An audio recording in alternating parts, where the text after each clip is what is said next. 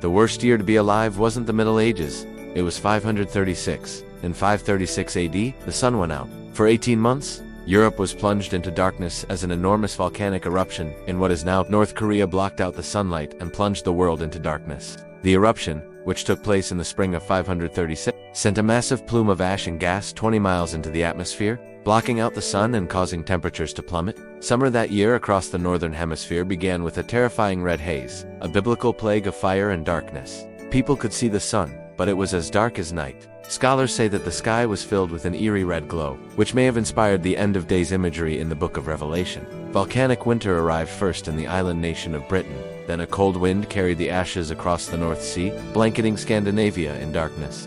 From there the cloud moved south, shrouding the entire continent of Europe in darkness for 18 long months. As the eruption plume spread around the globe, it is believed that between 25 and 50 million people perished, mostly from starvation as crops failed and livestock perished. By the time the sun returned to the skies in 537, it was clear that the world had changed.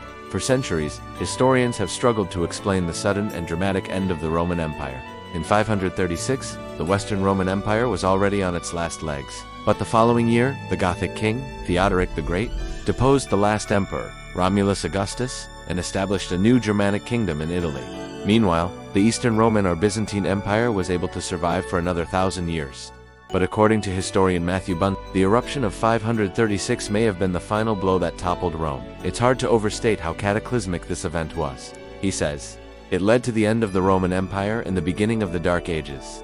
It's unclear whether the eruption in 536 caused the start of the Middle Ages or merely accelerated its arrival. But one thing is clear, it was the worst year to be alive in human history. Thanks for watching. If you liked this video, check out my others about the most brutal plagues that ever infected humanity.